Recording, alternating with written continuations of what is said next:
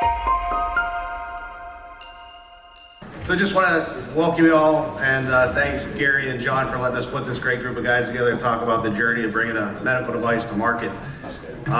We're going to get into some actual real life examples of things that happen along the line. But just to quickly give you a summary of what we're going to talk about to kind of set the stage. We're going to go through basic introductions of ourselves, who we are, why we're credible up here. Talk about Artemis Immersive, which is a new startup that's been working diligently to get a product on market. We're going to talk about this chasm or valley of death, that really is important, and the FDA has been mentioning it as well. How do you get from nowhere to a commercialized product? Cover some of the ideas and regulations, stakeholders and user-centric design. We're going to get into the FDA new TAP process. And Kai here from the FDA will talk through some of those details, and then we'll just talk about what's next. And then I'll obviously open the floor to questions. Why don't we get started with little introductions? So maybe the most regulated person up here, start with the FDA. Sure. Hi everyone, I'm Kai Kadoich. I am at the FDA's TAP program, Total Product Lifecycle Advisory Program. I'll be talking about that later. I've been only there for about a year. I've been in the medical device industry for about 15 years though. I started as a consultant, strategy consultant, and then I went to work for Medtronic, where I worked for over a decade. And at Medtronic, I did strategy. I also did business development, working with startup companies on partnerships, licenses, M&A, that kind of stuff. I had a few different marketing jobs as well. I launched Medtronic's first transcatheter aortic valve in Japan, actually, as the marketing leader there. And then I touched almost every product in the pain portfolio here in the US, in the neuromodulation business. I ended my career there being responsible for the spinal cord stimulator and implantable drug pump portfolio, about $1 billion global revenue business. So I've been responsible for portfolio decision making, for building products, for ending products, a lot of different phases in the product life cycle. And I'm happy to be here. Thanks. Thanks. Yeah, Adam Isley, CEO and founder of Artemis Immersive. Before I got here, previous roles, I was at GSK, where I started my career. I started in the audit and assurance function, moved from that to marketing, and did several different variations of marketing and COPD franchise, urology franchise, eventually launching a direct-to-consumer brand. After that, I went back, had an MBA, and wanted to explore the clinical side. So started with IQVIA, spent another 8 years there, eventually ending up as head of product design for the clinical technologies portfolio. And then after that, started this new journey. So nice to be here. Thank you. Want to go, Mr. Beard? Thank you. So I've worked in new product development pretty much my entire career. Worked at ConMed Limitech doing orthopedics products, and also at Smith & Nephew doing wound care and negative pressure wound treatment. I've worn just about every hat you can in the new product development realm. So I've worked in operations, service and repair, R&D, wore the usability hat, the risk management hat, electrical product safety, and 62304 compliance for software. So touched quite a few products along the way. I own a design firm that supports 100% medical device development for the last 9 years, and we have a small manufacturing facility helping people with pilot builds and small volume production.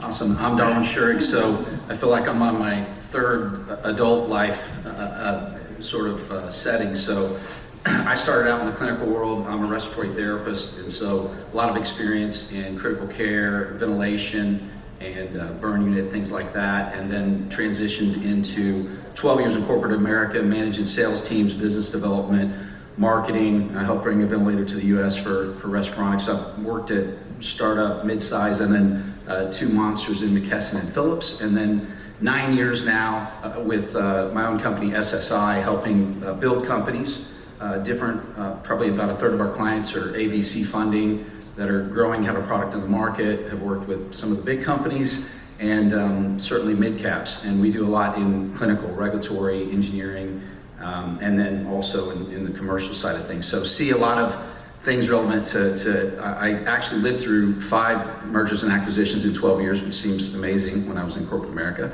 But and then lastly, I'm honored to get the opportunity to be a part of this panel. But at SSI, I've done 31 webinars, and then we have a podcast that over the last year's gone over 1,400 downloads. So hopefully I can maybe add some guidance, maybe asking these guys questions and lesson me in one of them. So that's my background, and let's dive in. And hopefully, I think there's some areas where people are going to be getting a lot more of the questions, and then certain areas where hopefully we can kind of have fun moving back and forth and sharing perspectives about this important conversation. But let's start with Artemis, which I was super excited to learn more about your journey and to get to meet you. But what inspired the creation of Artemis?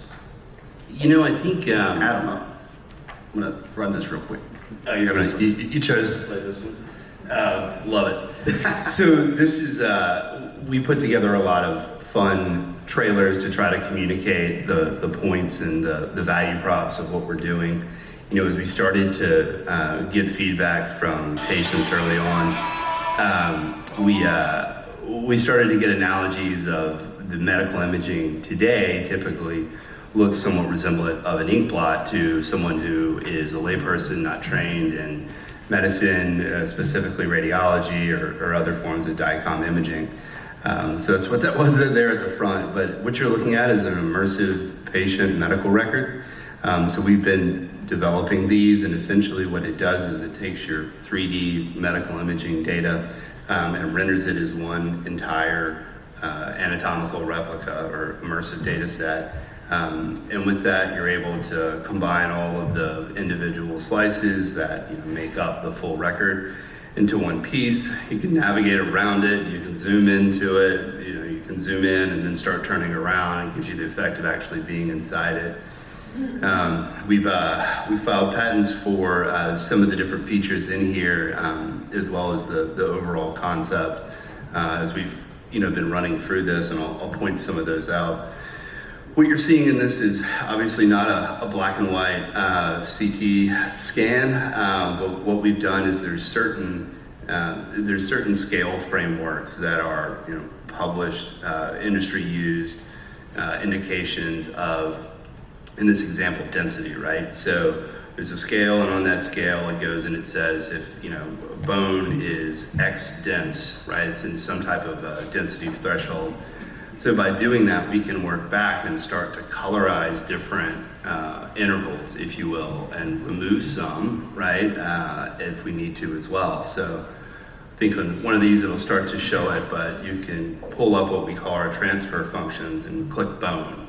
It only shows you the bone, right? You can click bone and lungs, and then if you've got a chest scan, you're trying to assess respiratory health, right? You can see that exactly. You're looking at what I think is calcification of an artery in there as well, right? And so the concept is not to replace radiology or drive a wedge in that space whatsoever, but while professionals in medical imaging are very used to what they've been accustomed to, it makes a lot of sense for anyone who has not been to understand it is pretty difficult.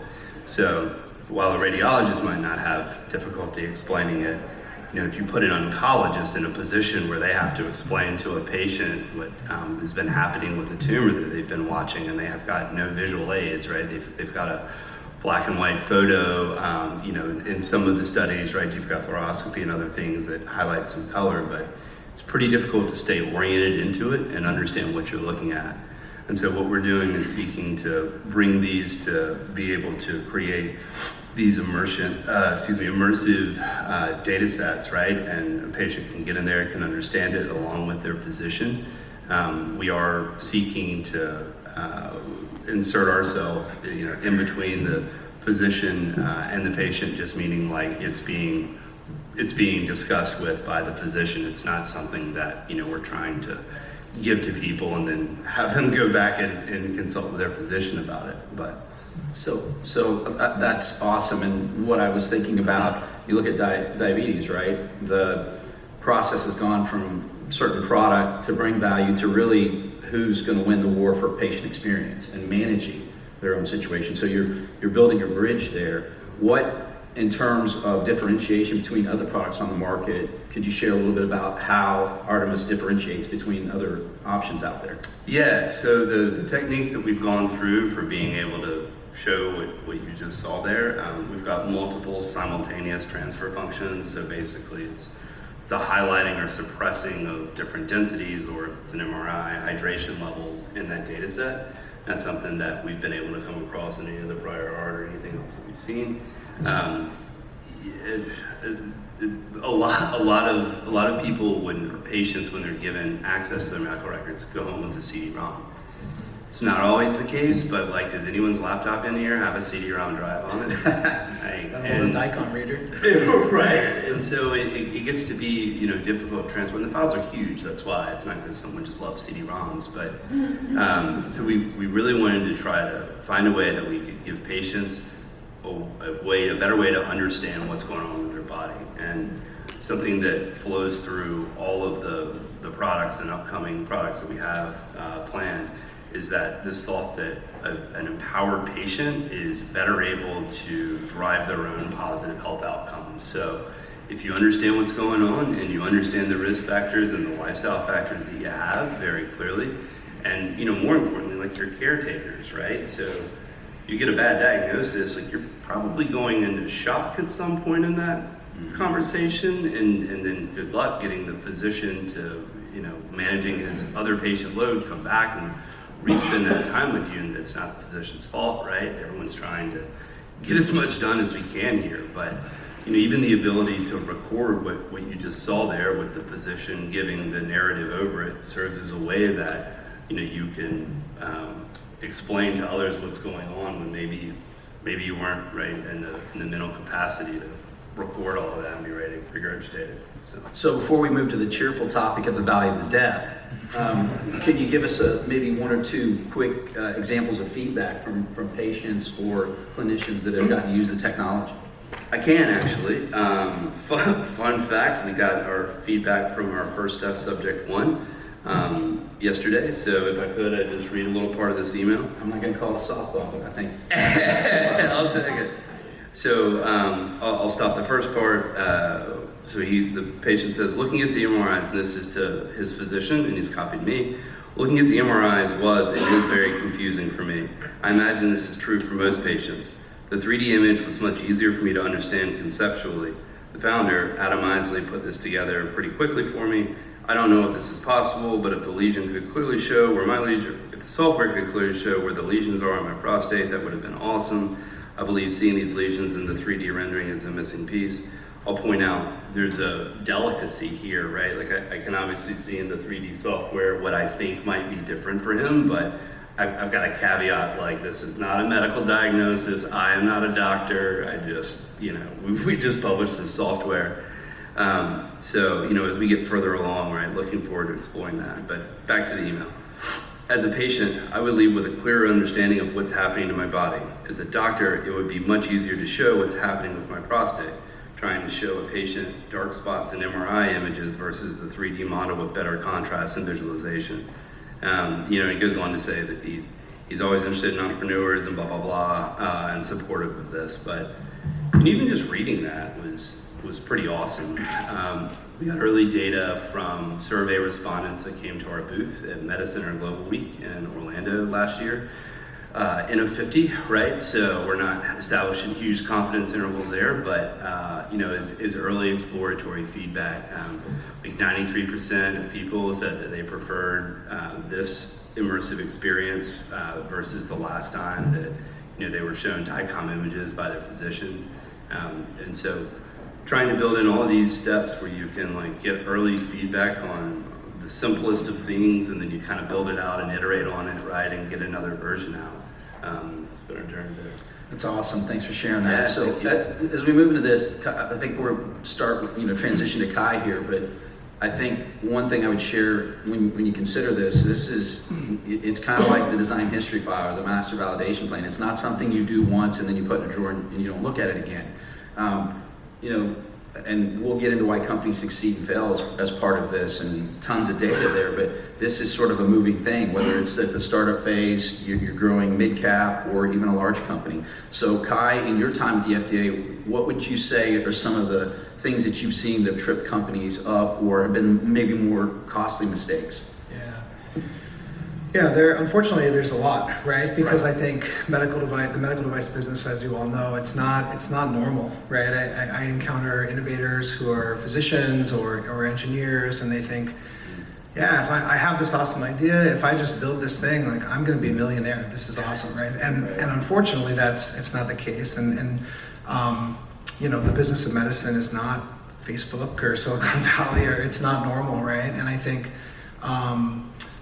What trips companies up? So that, of course, the whole preparing for regulatory approval and interacting with FDA in a pre-market situation, before you even hit that valley of death where you're on market, is one thing. But I think as what I see a lot of companies struggle with, who are putting all the regulatory aspects aside, is reimbursement. Really having a clear plan for coding, coverage, and payment. You need them all. You need a code. For your product to be used in a procedure which can be billed and tracked. You need coverage. It needs to be paid for by a payer, right? It's not a free market. It's a payer who's making a coverage decision. And you need payment. Payment needs to be a sufficient level for a physician or an institution to adopt that product. And you need them all. And they don't all come at the same time. But and then the other thing that kind of comes to mind too is not having a good understanding of how the utilization takes place from a transactional perspective. And I know it's weird as someone who currently works at FDA, talking about like follow the money and that, but really understanding who is the customer, how is the product purchased, how is it utilized, what are the different stakeholders that need to be accounted for, and what are their incentives. I was at one time responsible for a bone tumor ablation business at Medtronic. And that business was very small, and it stays small because there were different specialties had different opinions about the adoption of that technology versus other technologies in the standard of care. And probably the decision to start that business, at the time of the decision to start that business, I think we probably underestimated the amount of pushback or how the current standard of care would be very difficult to move. So having a better understanding of all those stakeholders, I think, is really critical as you're planning your commercial path.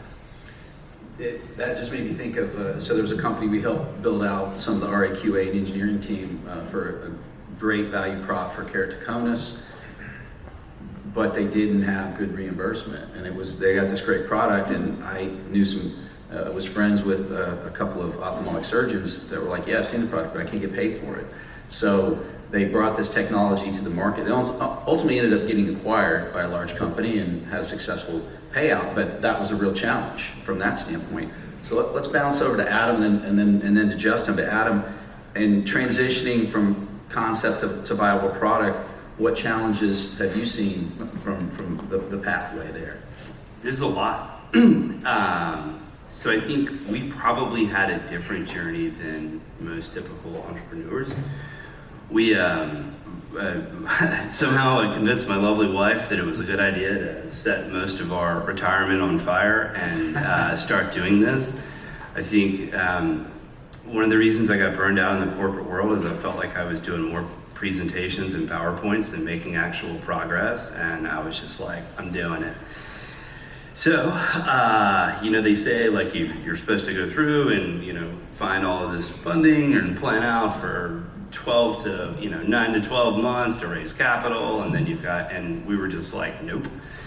So it has made my life somewhat interesting. I don't, unless you enjoy the struggle and eventually, coming out harder on the other side because of it, I would not recommend that path. But that said, it, has gotten us here remarkably fast. We're a year and a week old today, so we're cooking pretty good. That's awesome. And it's like anything, right? There's trade-offs. I think you raise a good topic about reimbursement. We're in a position where we could provide this for $10 or less per patient, right? Now, if I have to figure out a way to live for 12 months while I go through sales cycles and getting on formulary plans and all of that stuff, right? Then the price goes up. If I have to then extend that roadmap further and further, so it's kind of like there's all these trade-offs, right? Do we want to get to market a little bit faster and be able to deliver something that's more affordable in one manner? Will you go this route if you decide that you don't want to have patients pick up the calls for anything, or it's a different route, and all of them are really real, and there's no like book out there that says this is exactly, like you're kind of applying your judgment and looking at the situation and seeing what you have and what you need. And so it's been an interesting journey. I think this might be my own personal patience, but some of the VC and fundraising, it just, when every day you're able to push it harder and harder with the software, and it's like, how do I want to spend my day to day? Like, do I want to make more advances, or do I want to go repeat the same story over and over again while I try to get someone to like our story enough to come and have a funding conversation? We will eventually get there. We're going to start a raise in June, July timeframe, but for me, it was important, one, to know that we're on to something, right? We've got our IP strategy in place. We've got early customer feedback. I know I'm not making snake oil, based on the feedback I'm getting. And if you hit a miss on some of the experience elements, right? You've got a second to fix it, get it right, listen, and before you go out to market. So it's been a journey. Well, I love how you talk a little bit about the sanity of entrepreneurship and that decision. So we don't have enough time to go into to the emotional aspects of whether that's sane or insane. So we'll save that for another panel. First of all, you're trying to drive a product. You could run out of runway financially, right? Yeah. The idea can die on the vine, and I think it's also easy to get siloed and miss the forest for the trees in a lot of different ways, because it's challenging to run a business, to be in business, to stay in business. Justin, I love the fact that not only do you have the incredible experience of bringing so many products to market and working for OEMs, but then in terms of your own entrepreneurial spirit, and we'll get to your book later. I have to plug the book, but you've seen so many different scenarios with your clients. So maybe you can share a little bit about things that companies have done well and maybe not done as well through the process of making it into the middle of the valley. Yeah, I think there's a lot of different topics to discuss: funding, translational research, early stage prototyping, potentially wasted efforts, poor testing in the grand scheme of things. But just I guess just a couple examples from that side of things. The translational research is a big deal. The government and academia are doing grants, and we're getting different things to a certain point, and you feel like you have a pretty good product, but you can then go another 2-3 years, commercialize the product, get into a clinical trial, and find that the research doesn't actually translate. So it's a pretty significant shift. Now, things are continuing to improve over time, and I think those will reduce the risks in some cases, but it's a pretty significant valley of death when you've just spent 3 to 4 years worth of funding and it's a failure. The big companies can deal with that quite a bit. Startups really can't.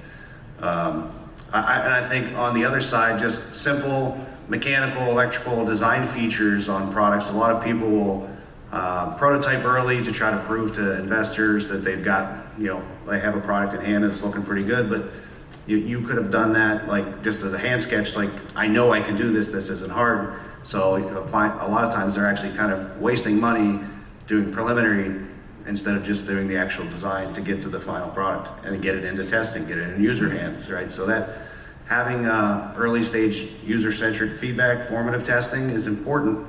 Make those changes and keep transitioning to try to get yourself to where you will have adoption and people are interested in buying the product. It's more of a business thing than it is a design thing. I think that's really smart. What strategic partnerships, like a Concise Engineering, for example, have you potentially leaned on over this last year?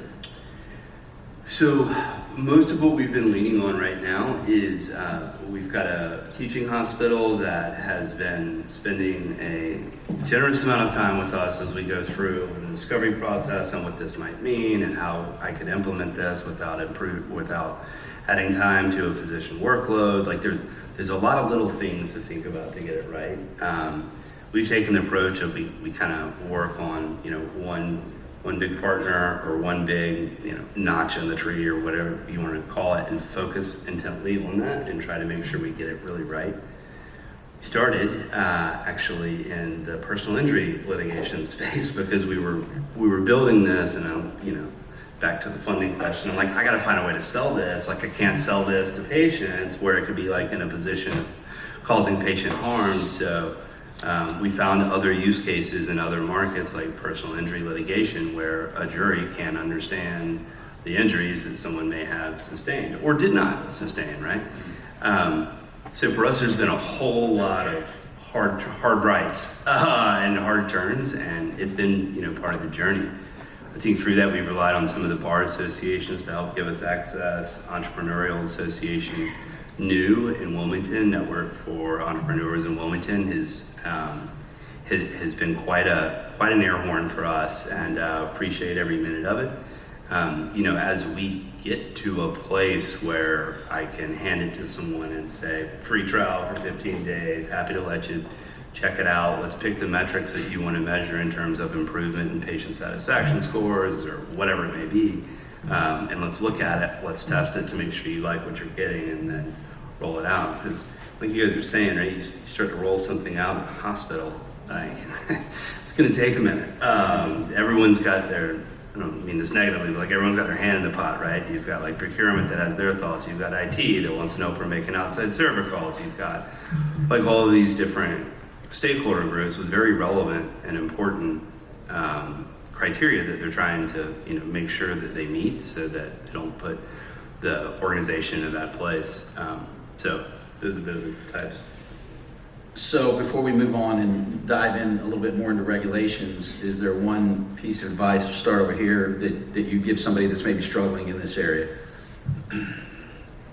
I think a tangible demonstration of what's actually necessary for your particular risk reduction of your product is the most important thing. So if you have something key that you need to demonstrate from a clinical perspective or from a feature perspective that's going to get you across the finish line in the end, those things are more valuable than a pretty functional model or an appearance model. So get something tangible, and it actually risk reduces your design.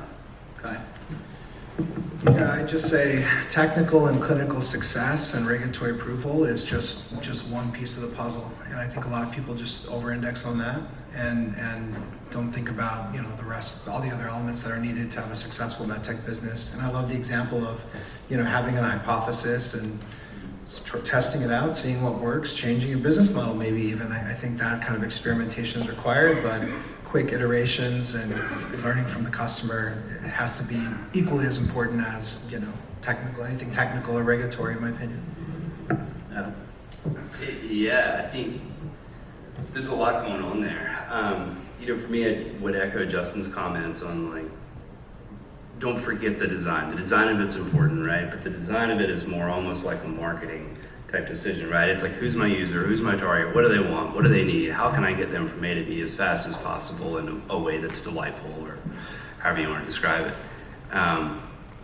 I think that getting to something that's built and functional, right, where you can start putting it in someone's hands and having them use it, but not those early, we want to do, have it look like this, but here's a thing, they can experience it themselves is probably the most important. I mean, that's obviously we're betting a lot on that, so we'll see if we're right or not, but for us that rings true. Oh, that's really smart. So as we transition to thinking about the idea and then the regulatory piece, one of the stories that came to mind to me is a really intelligent innovator, PhD, had a great, doing some really unique, relevant to tissue technology in the lungs, and they went down this process to create this product, spent a lot of investors' money and time, and then they got to market, and they came into the market between number 8 and number 10. So I think one of the key questions to ask is the problem we're solving? And then do you have the time frame and the funding to get it to market to actually make an impact? Because that company ultimately failed. And obviously, smart people, they had funding, and in a sense, they just got to market way too soon. So understanding what that market that you're going into looks like, is the problem worth solving? So with that, Kai, I'd like to kind of start with you, relevant to IDEA regulations. And what do you see again that companies should be looking at there, or the mistakes that they make? Because obviously, if you take the wrong pathway, or you get something to market, but Yeah, so I know I just said like regulatory is one of the aspects, right? So I'm going to put my other hat on now and say, okay, I work at FDA, so here, let's talk about regulatory stuff. But I mean, that's a huge pain point, right? I mean, people throw all kinds of different numbers around, but something like only 1 or 2 out of every 10 medical devices even get to FDA approval, let alone market adoption, right? So I'm thinking about how I'm working with my companies and where we start and what they're struggling with through the TAP program. First of all, clarifying and understanding what device class, what is the class of this device in class 1, 2, 3. What's the regulatory approval path? Is it a 510K? Is it a de novo PMA? And if it's 510K, what regulation does it fall under? FDA's got these product codes. They say pro code sometimes. It's a 3-digit code. That's a way for you to understand what through the documentation that's available, you can understand what regulation a product in that product code falls under. And that's indicative of a lot of stuff. What's in that regulation, and I think all this is really important, especially important as a starting point, because this all gates everything that an entrepreneur cares about. I think, right? Timing, cost, risk. The type of clinical data required to get approval, the type of testing required to get approval, all that stuff, you can start to get a better understanding of what that looks like once you answer those real fundamental questions about, device class and regulatory approval path and whatnot. The other thing I'll say is, in terms of where companies get tripped up, unfortunately, I see a lot of times, companies don't interact with FDA early enough. And if you talk to anyone in the review team, so I'm not a reviewer. I'm in the TAP program, which is separate, but I work very, very closely with the review teams.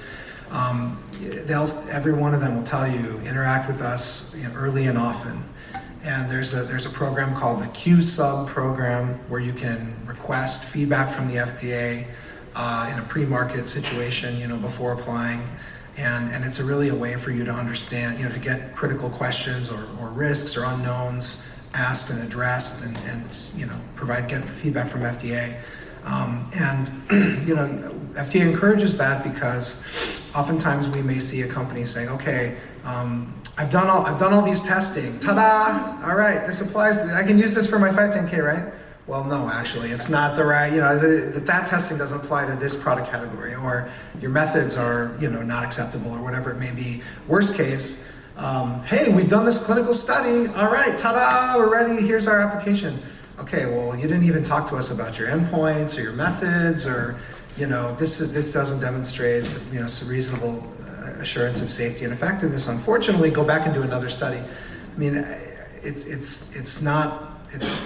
kinds of things can kill a company, but they happen. And so, getting an understanding of the regulatory framework you're working in, and then identifying your key risks or unknowns and interacting with FDA early and often are kind of the 2 things that come to mind in terms of how companies get tripped up.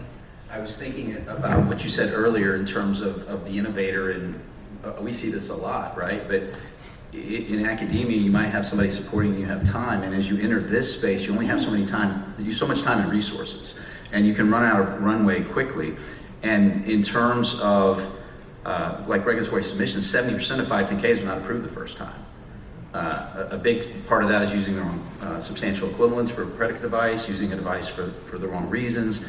And so we did one of the podcasts we did a couple months ago with Robert Wolford, who's really an SME in this pathway, and the whole focus was on getting the FDA involved early and often, and making sure that you understand that the direction you're going is not going to, you're not going to shoot your foot off.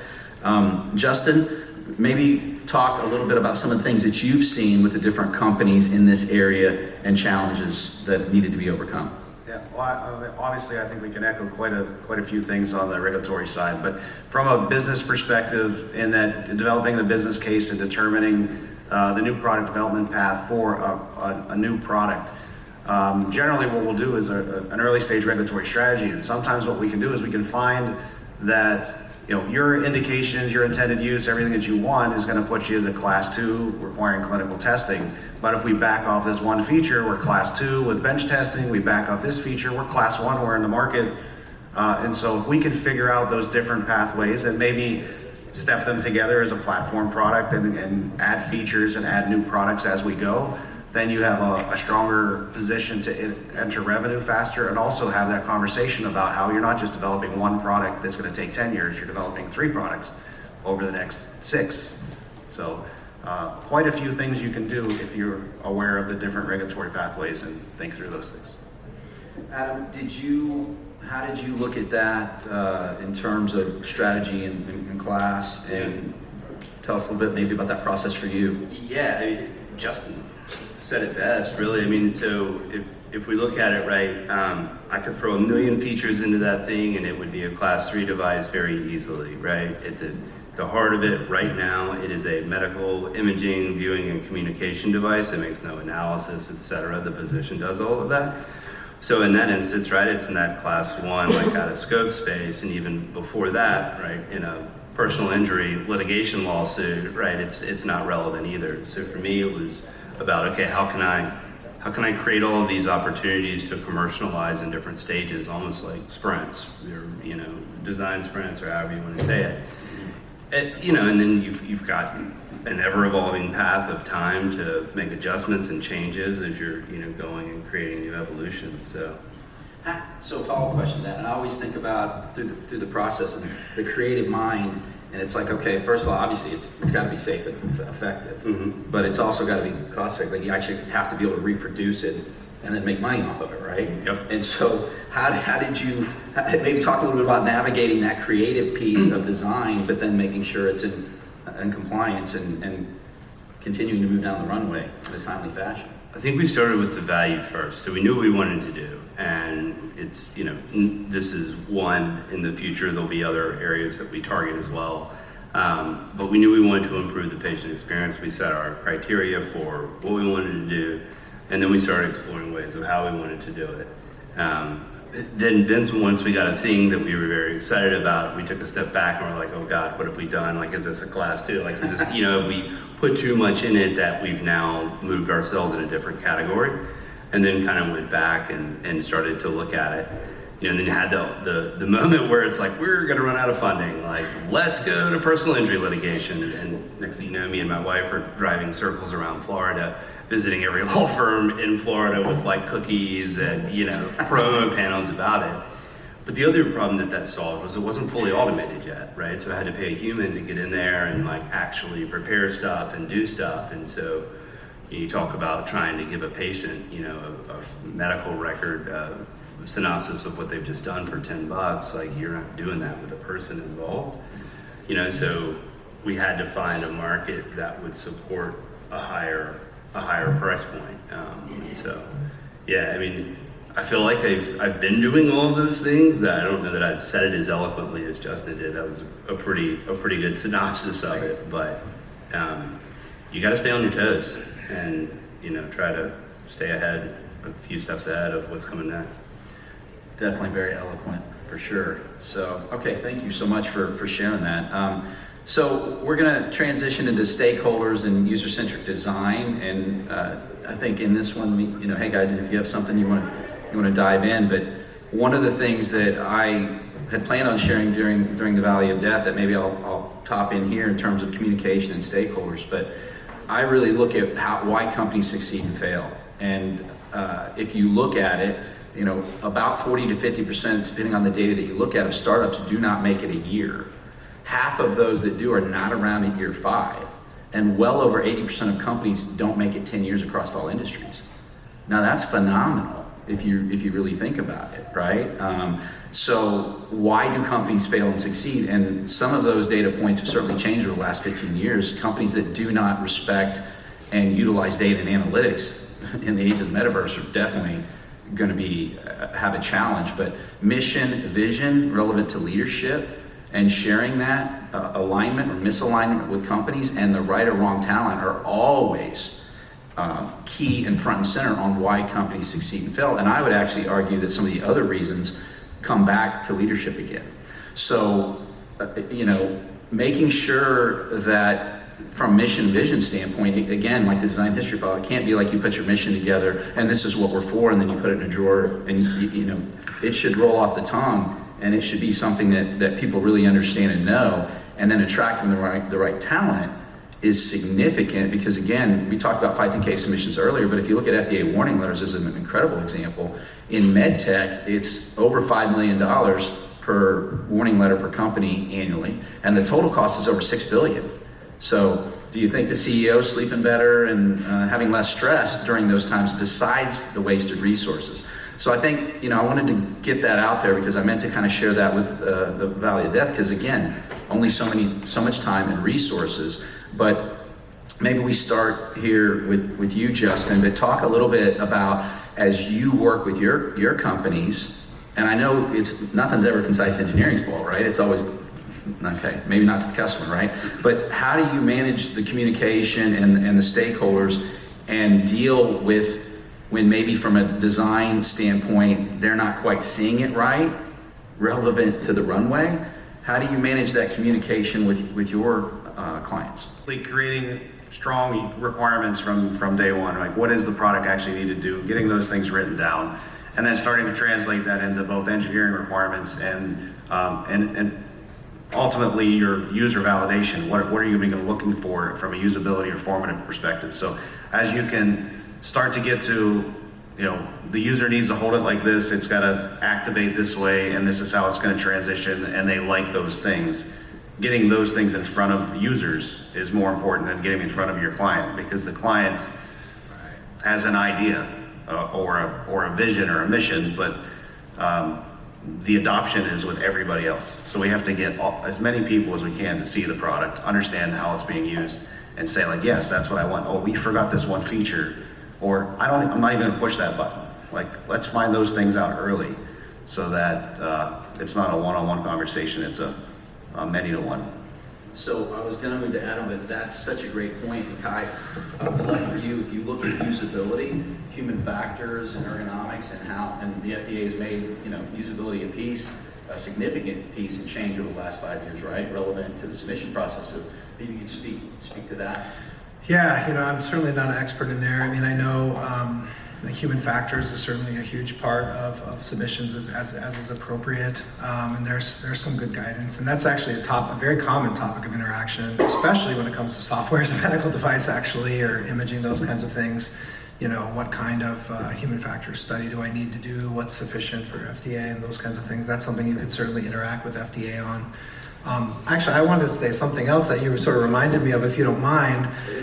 It's something I'm thinking a lot about lately too, and from a talent perspective, actually, is just, I was at another conference speaking, and someone said, it was a lot of researchers talking to each other about translating medical devices, and someone said, you can't act like it's a hurdle race, right? You can't just look at the next hurdle. You need to pick your head up and look at the full race. And I'm actually thinking more, though, it's like you need an Olympic team, right? Because the hurdle runner, you can't just be like, hey, this is how you do javelin, you know, you just pick it up and you throw it, it's easy, right? No, like, you need an engineer, you need a regulatory expert, you need a reimbursement expert, you need this, that, and the other. And you know, I don't know what the answer is, but it's interesting from my perspective to see, you know, everything from a company that has 100 people that doesn't have a product out yet to a company that's a year from market with 5 people, you know, and what that right mix of talent is based on the need and the overall business plan.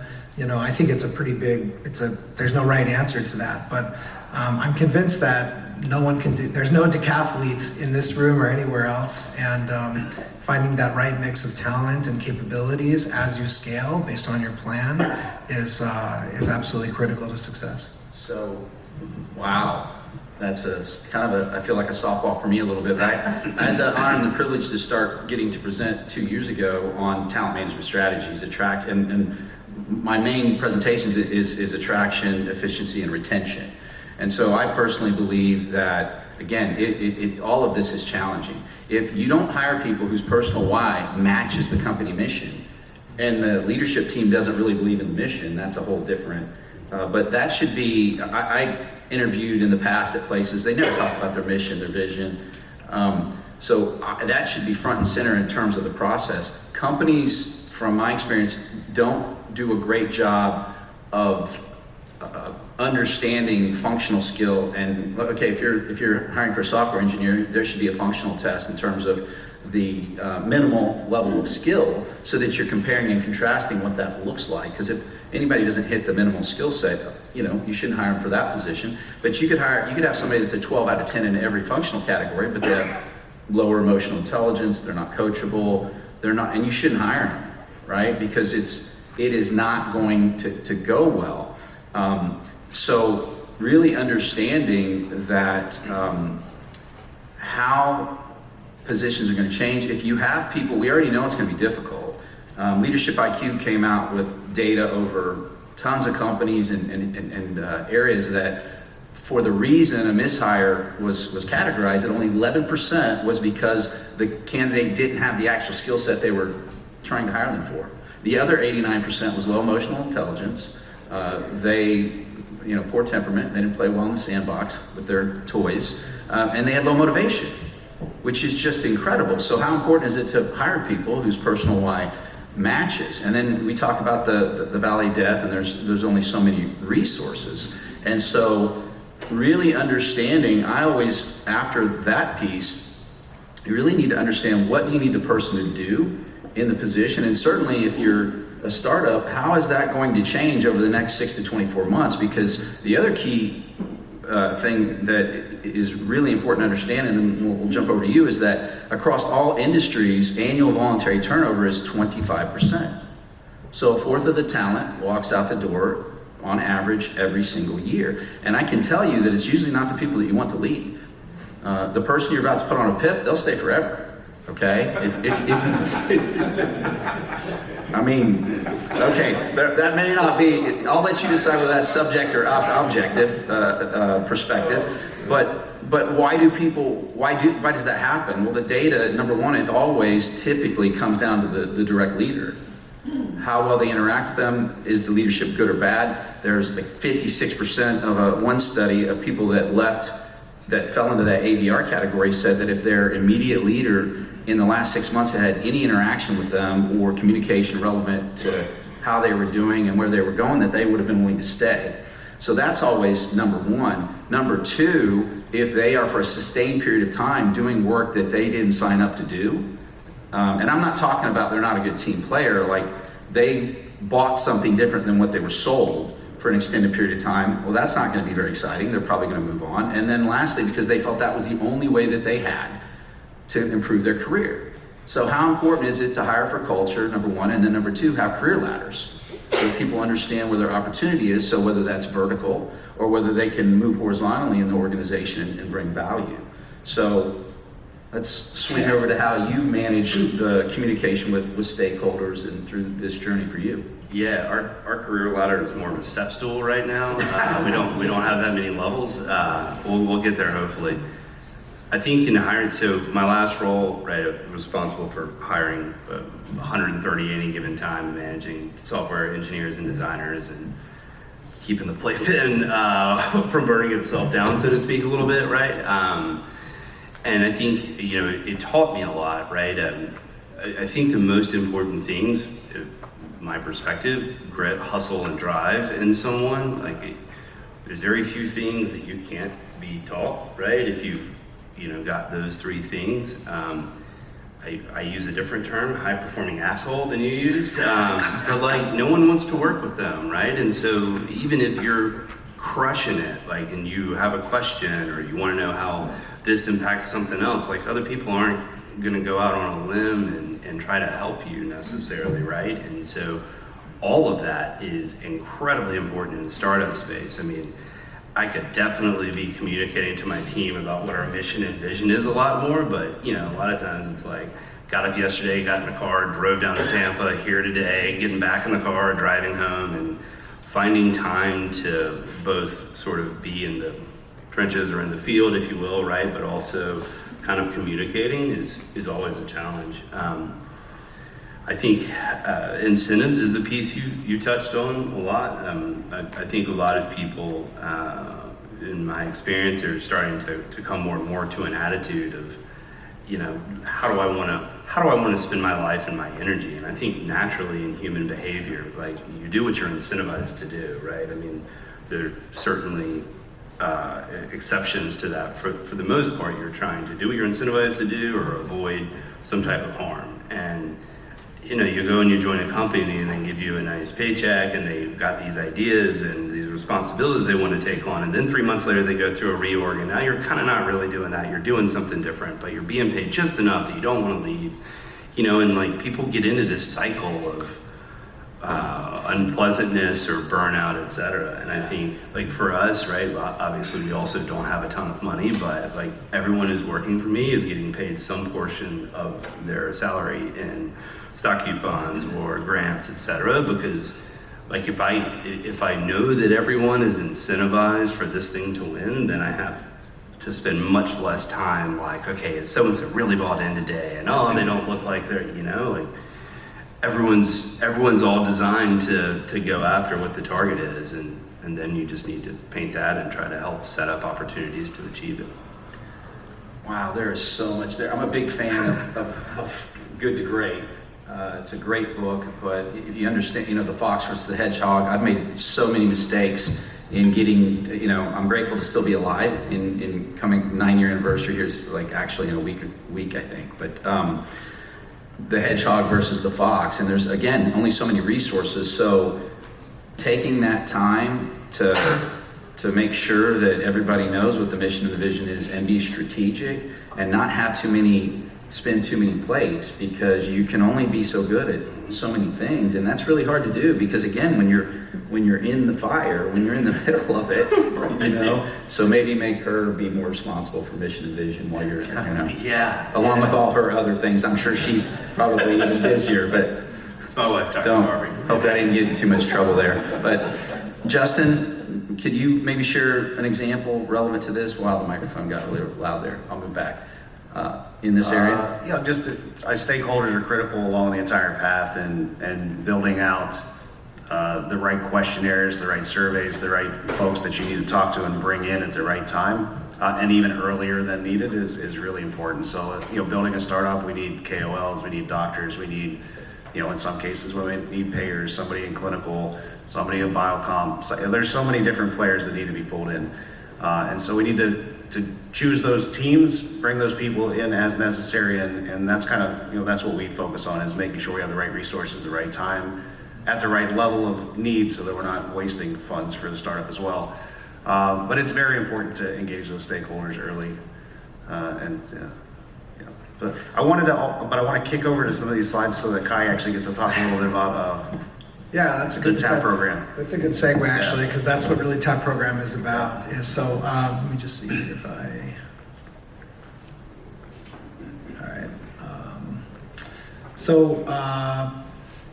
I'll probably just talk to this one slide. So, we've been talking a lot about the medical device valley of death, and a lot of companies, a lot of startup companies are really focused on FDA approval, right? Which is really important. But there's all these other aspects of why a device doesn't get to market, right? It could be a reimbursement problem. It could be a lack of patient input on the device, and then you get it to patients and they don't accept it. It could be a lack of support from specialty societies or different physician specialties. It could be a referral problem, right? The patients are out there, but you don't have access to them. A lot of different ways, and of course, clinical evidence requirements for the FDA are not the same as the clinical evidence requirements for CMS, which are not the same as clinical evidence requirements for your Blue Crosses or your commercial payers, right? So it's a very complex ecosystem. And like I said earlier, it's not normal, and I don't think.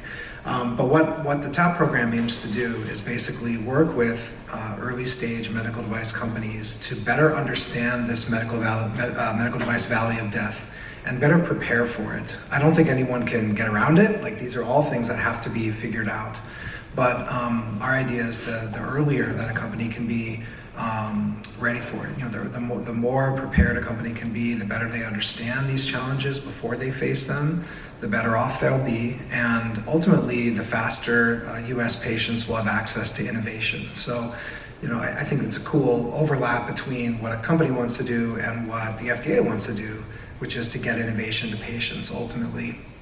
And so There's another slide, but I'll just talk about real briefly what TAP program is companies that have breakthrough device designation. It's a designation that's offered by the FDA. It's not a regulatory approval pathway, but companies that are offering a diagnostic or a therapy for a irreversibly debilitating or life-threatening illness, and to show some technological innovativeness with the promise of future clinical and technical success. If you have those things, you can request a breakthrough device designation. And through this breakthrough program, there are a few benefits. Faster interaction with the FDA, and kind of put to the top of the pile, and from a review perspective. Well, basically, our program, the TAP program, Total Product Lifecycle Advisory Program. FDA likes acronyms of acronyms. Like I don't know why, but through this advisory program, we basically take that breakthrough program and put it on steroids. And there's 3 aspects. One is a TAP advisor. So I am a TAP advisor. I'm working with 9 companies right now through this program, and I'm kind of their personal concierge to the FDA. And I help them prepare for their regulatory milestones. I help them structure their way they want to interact with the FDA. And I also help them prepare for what comes after regulatory approval. So you get assigned to a TAP advisor like me. The second is there are some unique interaction mechanisms that this TAP program offers on the regulatory side. So 14-day teleconference, 40-day written feedback, very fast turnaround times around interactions, pre-market interactions with the FDA, in addition to kind of ongoing informal touch base meetings where, the spirit of this program is to not be maybe like the traditional process where you throw a Q-sub over the wall and wait 70 days and hope you hit the mark, but maybe you won't, and so you might have to do it again, to really increase that level of interactivity and transparency and predictability for all parties. So that's the second part, is that FDA interactivity. And then the third part is kind of this other stuff that we talked about, really helping companies understand those other stakeholders that are going to be needed to ultimately be successful with their devices, and then to connect them to different stakeholders in the medical device ecosystem, be it patients in the form of patient groups, providers, physicians or clinicians in the form of medical specialty societies, and then payers, of course, in the form of participating payers, subject matter experts, and others in that space. Again, the whole idea is to identify those challenges and those risks and unknowns, both in terms of the regulatory plan as well as the commercialization plan, and then work with the companies to kind of figure out what their options are, and to get the inputs they're going to need from the different stakeholders and players to ultimately be successful. I am an ex-consultant. I have worked in the medical device industry for a long time, but in this program, we don't say, hey, this is the winning strategy, you got to do this. That's not FDA's role, but we work to help identify risks and help figure out allow companies to find options to get through those risks. So that's just a little bit about the TAP program. You can type in FDA TAP program and find out more. There's also going to be a webinar next week on the 20th with FDA and NIH, talking through some of the pre-market interaction mechanisms that FDA offers, and the TAP program, and NIH is going to be talking about some all their fund. NIH spends like $2 billion a year on non-dilutive funding. I didn't know about any of this, but so we're going to have a webinar next week too on the 20th if you're interested.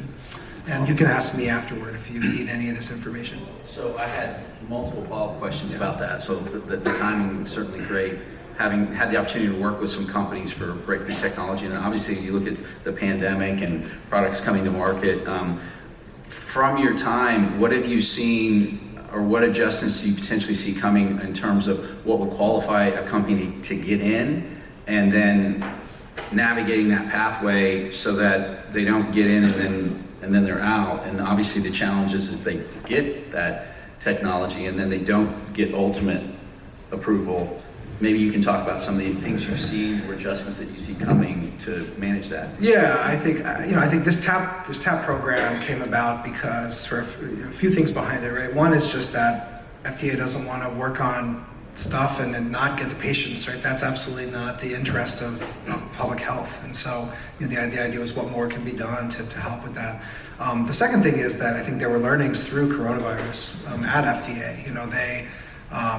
They sort of dropped everything in some regards, right? And really kind of interacted with companies in a new way for a public health emergency, but we're taking some of those learnings and say, yeah, we can, we can be more transparent, we can be more interactive.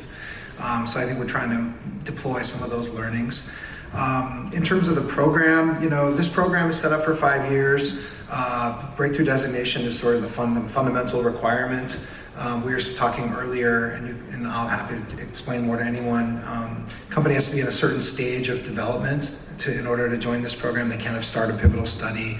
They can't have already been down a route with the FDA already. So there's there's like a timing aspect to joining the program. But the breakthrough program is, I think, very, very strong. There's about 1,000 devices that have been designated as breakthrough devices. The program's been around for six or 7 years, I think, now. And so, I think all of that points to FDA's ongoing commitment to accelerating patient access to innovation from a public health perspective. And we're always looking for ways to improve. And so we welcome that dialogue with the public as well.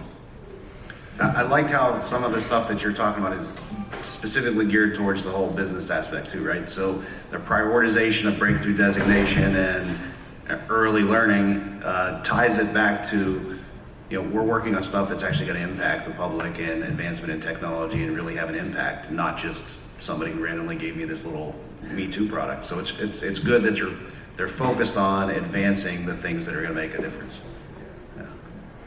I think relevant to trying to get more interaction, and I think you said it much more eloquently, but in terms of how that relationship with the FDA is not as the jury, right? It's more interactive, and I don't remember the exact regulation change, but in terms of what's happened with supply chain, trying to get companies to come back and share information with the FDA and create a more proactive relationship. And certainly when you look at software as a medical device, interoperability, and what's happening there, the FDA is showing a lot of initiative to try to reach across the aisle and be more proactive too.